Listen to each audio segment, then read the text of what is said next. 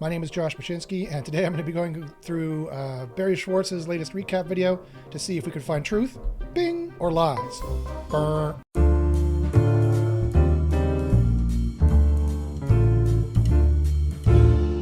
So just a few disclaimers before we get going. One, this is not in any way intended to be some kind of personal attack against Barry. I love Barry. Barry and I have been friends for years in SEO. I might disagree with him here or there, and I might think that he's wrong, tremendously, completely wrong in many different ways, but I still love the guy, and this is intended to be a shout out of love to Barry. Two, all this information is put out by Underground SEO University. If you're interested in joining Underground SEO University, we have new promos going on all the time. You can get in for a cheaper cost and find actual ranking factors that are tested and boosted. No more guessing. We have simplified the process, and we know actual ranking factors. So let's get right to the video and see whether Barry's telling the truth or lies. Okay, so here we have Barry's video. Let's give it a play, and I will give my commentary. And we'll see if he's telling the truth or lies. Barry, isn't he cute? Look at him right there. Okay, I knew him when he had all black hair on top of this. So let's get going. Good morning, everybody. My name is Barry Schwartz. This is the Search Buzz video recap. Today is Friday, October 7th, and this is the search news we covered over at the Search Engine Roundtable at SeRoundTable.com over the past week. Lots to discuss, but not as much as the previous weeks, but we did have some examples. First off, say what you want about Barry. He's a hard worker. See that darkness out there? He's working when the sun's not up. So it's either late at night or early in the morning. If I know Barry, it's probably early in the morning. So say what you want about Barry, but he's no slacker, that's for sure. Of some crazy wild swings from different search sites and search results. A lot of Google Search Console weirdness this week. Google Reviews has updated their guidelines and made a lot of changes, and so much more. So you definitely want to stay tuned and watch to the end. Make sure to subscribe and like this video. This video is also sponsored by Bruce Clay. Thank you, Bruce. Bruce is one of the founding... Oh yeah, while I'm at it, don't forget to like and subscribe my video. Good thing you reminded me to say that. Please like and subscribe if you don't mind. Fathers of the SEO space. Oh yes. Bruce Clay. Yes, blah, blah, blah. Okay, so first up, heads up, I posted the... He's even wearing a Bruce Clay sweater. Jeez. How much did Bruce have to pay you for that one, Barry? How much? Monthly Google Webmaster Report. This is the October 22 version. A lot in there. So if you want to catch up on what happened over the past month or so, I posted on October 3rd. It goes through a really detailed recap of what happened over the past month at Google, including all the different Google algorithm updates. There were 3 official ones, and many more unofficial ones, I assure you, because Google has for a very long time liked to layer under algorithms so that you can't reverse engineer what they're doing, or make it harder for people like, well, quite frankly, me, to reverse engineer what they're doing underneath the algorithms. And they also release it weeks ahead of time. By the time you hear about it, it's been working and tested for weeks. Maybe not running, but it's been tested for weeks. And then they either leave it running or they turn it on at a certain time later on. So much more. So definitely take a look at that if you missed it. It's a lot there for you to see. So indeed, there is a lot there to see. Another thing that Barry, of course, is not mentioning here is that these are all transformer-based updates for the most part. These are all artificial intelligence-based updates. So if you don't understand what artificial intelligence is, you definitely need to join our group because we are testing Google's AIs on a regular basis. And I put out a bunch of videos recently that talk about this, about the product review update, about the helpful content update. These are all transformer-based updates where they're reading the page and the transformer understands the context and the information on the page. That's why it's called an artificial intelligence. Watch my videos about this, and when you join SEO University, you're going to see how we can use these transformers to rank. It's like trying to convince a 5-year-old to like candy. That's how easy it is. So join SEO University, and you'll see what you can do to rank. So Glenn Gabe shared, especially if some of these updates in the last couple of months hit you, some screenshots of what he calls dueling algorithms. Like this. And basically what you have 3 different algorithm updates: the helpful content update, does that look familiar? The views update, the core update, not in that order. Basically dueling with each other for specific websites. Did great with the helpful content update. You see their rankings go up. Then they got hit by the core update. Their rankings went down. And they did really well with the product reviews update. Their rankings went back up. And you have these algorithms that are like dueling with each other. These machine learning algorithms dueling with each other, saying this site deserves to rank well. This site does not deserve to rank well. This site does deserve. And you have these ranking algorithms that kind of fight with each other. And Glenn Gabe shares some examples, and then we have a bunch more. That's not at all what this is. So Barry and Glenn Gabe are wrong, unsurprisingly. Are they telling the truth? No. Or at least they probably don't know the truth. When you see ranking results like this, they're not dueling. They're releasing an algorithm and then they're pulling it back and then releasing it again and pulling it back, because Google are a bunch of people, and I know Google doesn't want me to say this, but people make mistakes and they roll it out and they go, it's not quite how we wanted it to work, and they pull it back and then they push it back out. It's not quite how we wanted it to work. This is not a site that's been hit by 3 different algorithms that are dueling or something like that. That's the wrong way to think about it. If you think about it in these ways, you're definitely not going to get anywhere for your ranking. That you see their rankings go up, and you have these algorithms that are like dueling with each other. There's like No, they're not. A bunch more examples in the comments, which is pretty fun. So it's just always interesting to see when these algorithm updates, especially when the algorithm updates roll out next to each other, and they kind of fight with each other in terms of, yeah, this site should rank really well, or no, this site should really not rank well. Yeah, of course. And that's another thing that, again, I'm not entirely sure Barry understands, or Glenn Gabe for that matter, is that it's a cumulative score. And so each algorithm deals with a certain component or piece of what seems to be relevancy and quality. In general, all Google ranks and boosts is relevancy and quality.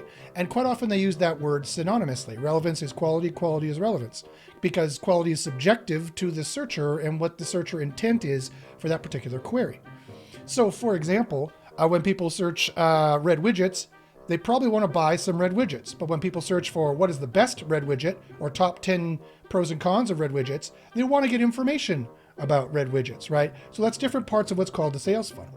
And the queries and the algorithms, however, you think would treat it differently. Is there different algorithms for the knowledge part of the sales funnel, and there's different algorithms for the sales part of the sales funnel?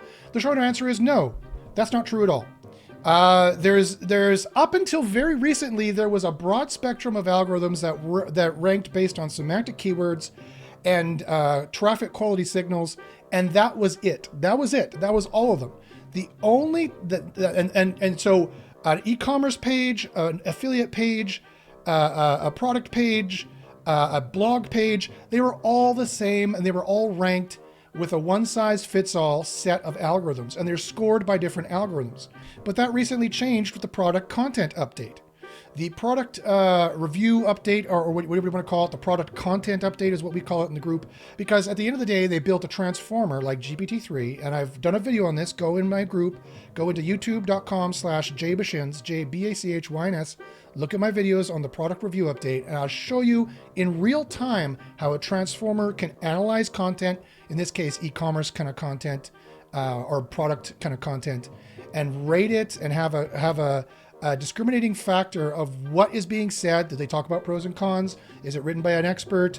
Do they have expertise signals? Do they talk about the right stuff the expert's supposed to talk about? A transformer AI, like GPT-3, which is what I use to show you in real time how they would do this, can very easily go through that content and determine whether or not give you a score on it. And so it's this way in which there are multiple algorithms running simultaneously that each give you a cumulative score. Neural matching, which is one of the on-page algorithms, is going to give you 20 points.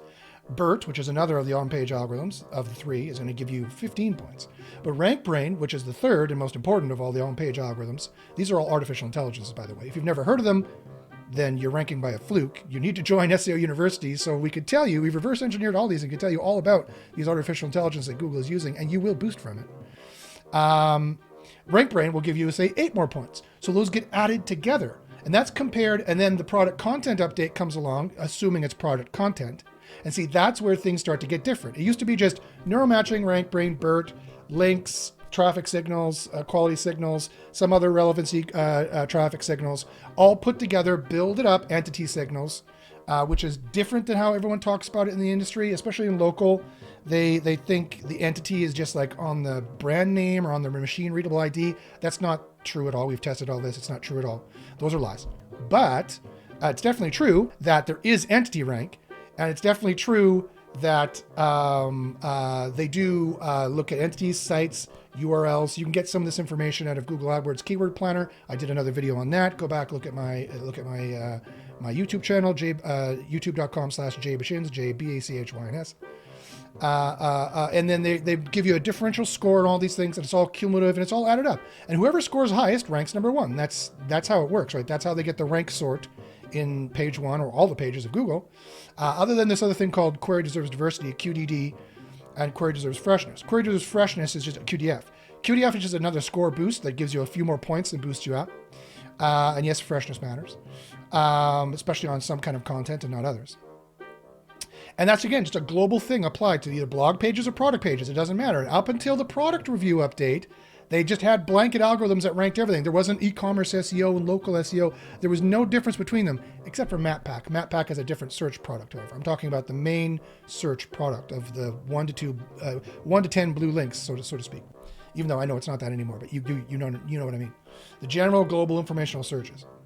It's all semantic based. That changed, however, very recently with the product review update and the helpful content update. Although the helpful content update is another transformer that's applied broadly to all pages, only certain pages are supposed to be helpful in those ways. They're supposed to give background information. Some pages are sales pages, are not supposed to give background information. So it really depends on the query intent, but that doesn't mean they turn it on or off because this niche or that niche. It applies, and if you have it, you will get boost for it, right? If you can have it and also maintain your CRO and your traffic quality, then you will maintain it. So it's all kind of a one-size-fits-all, brilliant, kill 80 birds with a single stone kind of move that Google would make. And sadly, this is not something I don't think Glenn Gabe or Barry understands. But when you join SEO University, you will understand. And it's fun to kind of see that, unless you're the site hit by it. I don't know, but pretty interesting. Also, yes, Barry, it's not very fun when your site is hit by one of these algorithms. Thank you for showing so much empathy to the industry. Way to go. So, Google Search Console has a issue specifically with the not reporting things accurately and not being very helpful to SEO. Is that the issue? Oh, yes, we knew. Google Analytics 3 integration with the Search Console. Oh, that. No one cares about that. So you can actually link Google Search Console with Google Analytics 3 and also 4. And when you go to the queries report in Google Analytics 3, Universal Analytics, the query data is currently not set. Google said, not sure what's going on. They're looking into it. I'm not sure if they'll actually end up fixing it because, again, Google Analytics 3 is sunsetting. I'm sure they'll jump right to it. We are their primary concern.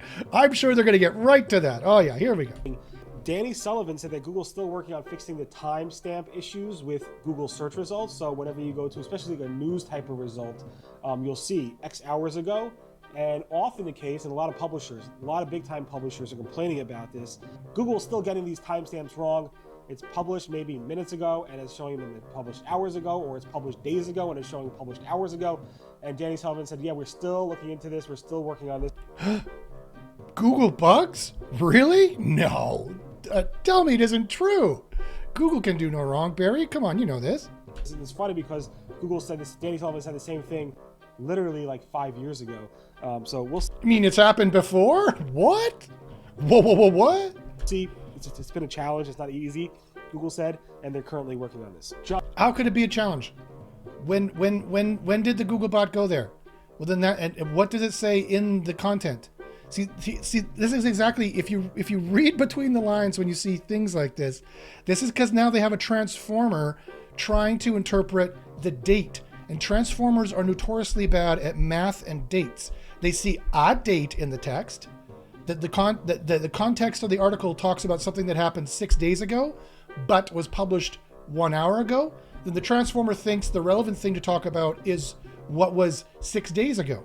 Do you see how that works? So whenever you see a little problem like this, which should be very easy for Google to solve, you know they're moving over into more artificial intelligence. You know they're moving over into more transformers.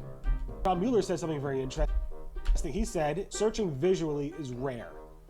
And that was kind of in regards to Google Lens, Google Image Search, all that type of stuff. Well, yeah, they like people to search visually. It's a big new thing that they released, like Google Glass years ago, that they thought people would use, but no one gives a shit.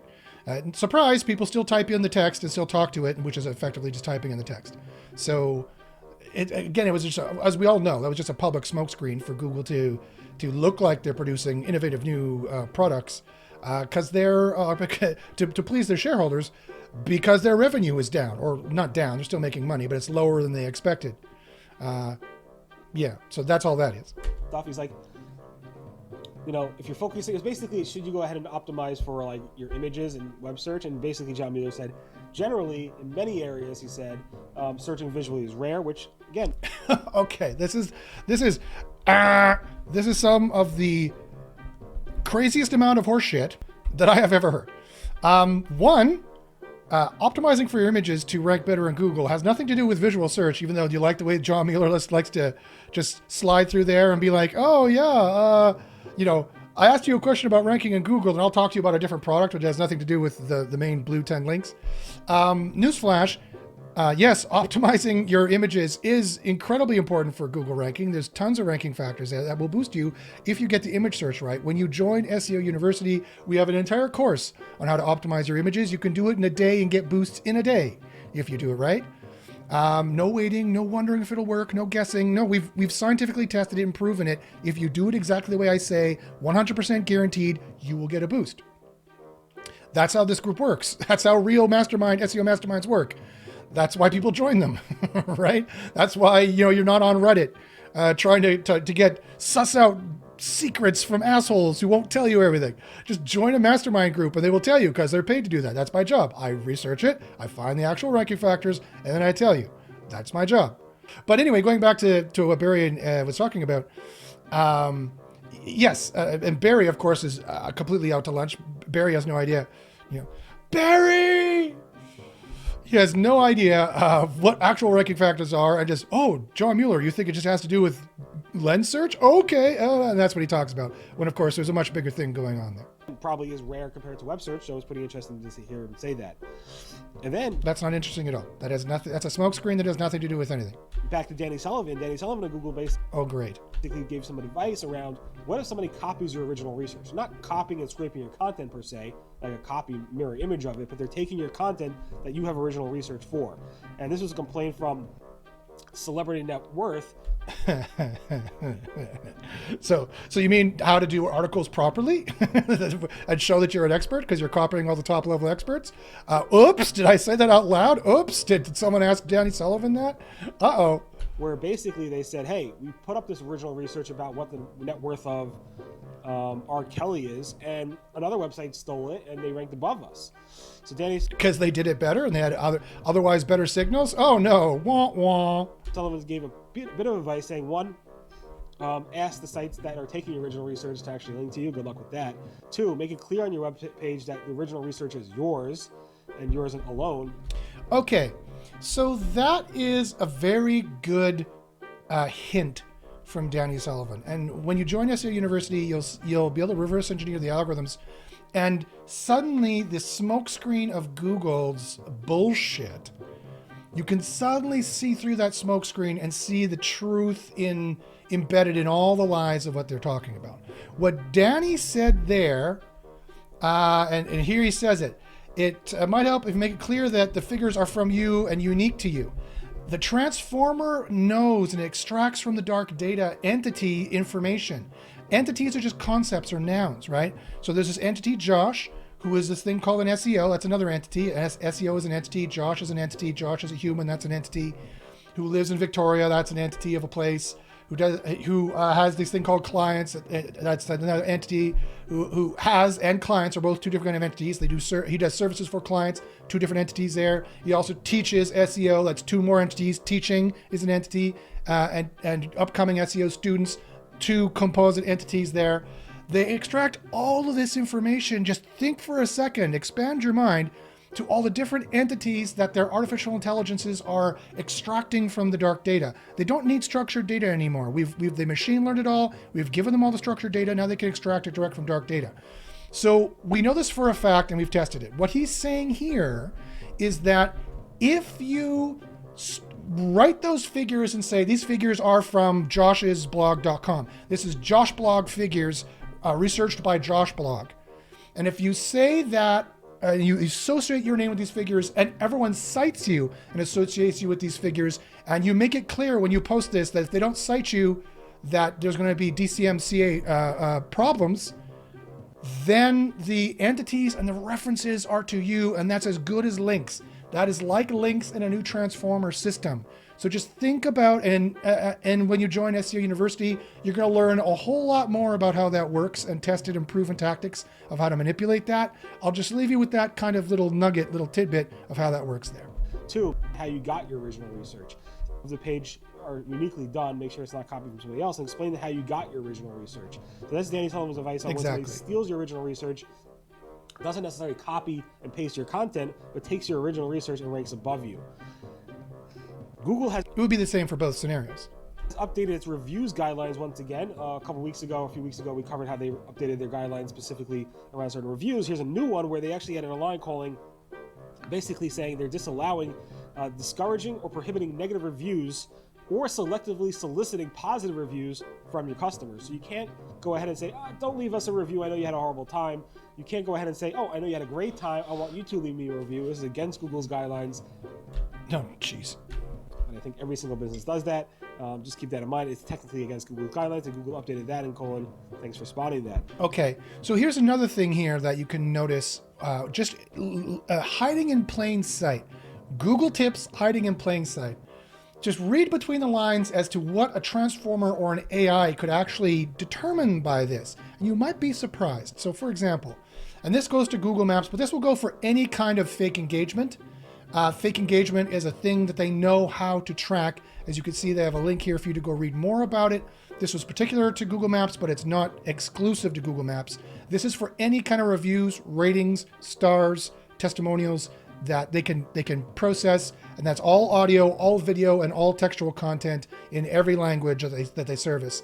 They can read. So it says, 1, don't do this.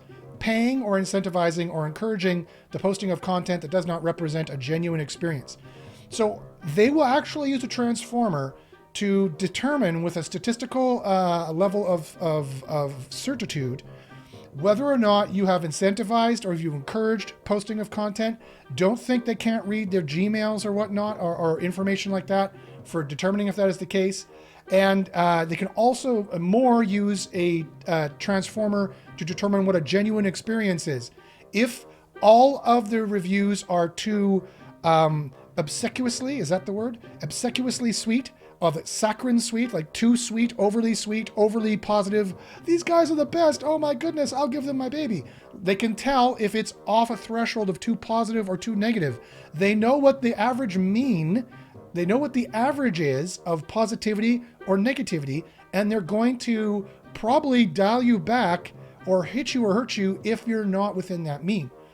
Discouraging or prohibiting negative reviews is this new one, or selectively soliciting positive reviews from customers. Again, if you've done this anywhere that they can publicly see or even privately see in Gmail, this is the kind of stuff that they can run through artificial intelligence and determine whether or not you're doing. It's just a good rule of thumb to avoid doing this if at all possible. If you're doing SEO properly, you're getting positive reviews. And if you do it, verbally, without any cell phones around, because they could also police that. I don't think they would bother, but they could. If you are out in the field and you say, if you liked it's perfectly fine to say, if you liked our experience, please leave us a Google review.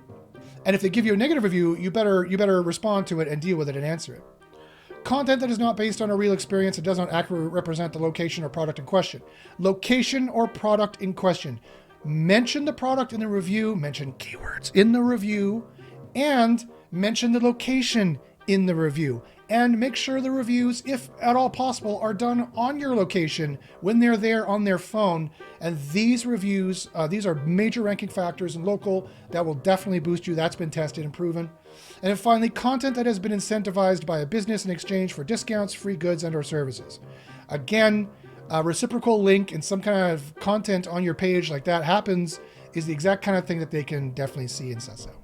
Google Business Profiles are noticing a spike in suspensions over the past few weeks. A lot of businesses are saying my business is suspended. Oh no, my beer is done. How could I ever possibly listen to the rest of this? I'm not sure if this is a bug or a feature. We spotted this from Joy Hawkins and Jason Brown, but it definitely seems like a lot of businesses are being suspended in Google Business Profiles. So if you're... Because Google is so warm and fuzzy, and they love promoting business and helping people promote their business. Your business is suspended. Google Business Profiles, the Google Business Profiles Insights Report, which surprisingly more people have access to anymore, are noticing an unusual spike on around like mid-September. I think September 15th or 17th or something like that. I'm not exactly sure the date, but a number of people are noticing an unusual spike in the Insights Report in Google Business Profiles. So if you see that, you're not alone. Google Business Profiles. Now you gotta wonder, what could have that been? Was that around the same day when they magically lost data in Search Console? What was Google doing that they don't want you to see? What new transformer or AI were they testing that changed everything too radically that they had to roll back in all those release rollbacks they've been doing recently? Also removed the health and safety attributes from your attributes in the Google Business Profiles section. So if you used to, back in COVID, Google released like the ability to add to your business, do you wear mask required? And trust me, adding any kind of positive perks in here is a definite good thing to do. Temperature checks, etc., etc. Those have been removed. Again, your attributes section in Google Business Profiles. Google Shopping is testing a chat feature in the product search results. So if you're searching for something and product results come up and you click on them, you actually have this little chat button, which lets you go ahead and like chat with them. That was spotted by Sad Cave. I guess people are interested in chatting with the e-commerce sites. Google. Anything that Google can read, they will use and police. That's going to be a feature that's going to be added into Lambda, the AI that Blake Lemoine, whose email I have and I've talked to, by the way, thinks has been sentient. That's exactly where that's going. I can tell you right now. So getting in on that early might help you out, especially if it improves CRO and conversions. That's what you want to do at the end of the day. Google Ads is updating its UK financial services policy in order to crack. Okay, we don't care about that. Google Ads also has added the ability to add recommendations from your experiments directly from the experiments page in one click. Yeah, Google Ads stuff. We'd rather not buy Google Ads, Barry, like they want us to, and they're trying to make SEO hard enough to do. We would actually like to still do organic SEO and rank because we deserve to, because we have expert content written expertly. Recommendation right away, which saves you a little bit of time, and good products, one would hope. Is pretty cool. So here, Barry is going to give us his great conclusion. Take it away, Barry. And don't forget, Bruce Clay. He's wearing a Bruce Clay sweater. Ugh. And thank you so much for listening to the Search Buzz video recap. My name again is Barry Schwartz, and this is the search news we covered over at the Search Engine Roundtable, SeRoundTable.com over the past week. Just a heads up, I am offline again on Monday and Tuesday for the holiday of Sukkot, and then the following again, Monday, Tuesday. Happy Sukkot! I will have stuff scheduled for those days. Whatever that means. Appreciate in advance the, leeway there with being offline. I will be catching up on Tuesday. No, Barry, you must be here to tell us what to think. How will we know what to think about Google? Ah! Okay, so that has been another edition of Google Truth or Lies. I hope you enjoyed the video. If you have any SEO questions at all, email me at joshbachynski@gmail.com. I'm here to help you answer SEO questions. Email me at joshbachynski@gmail.com, and we'll see you next time.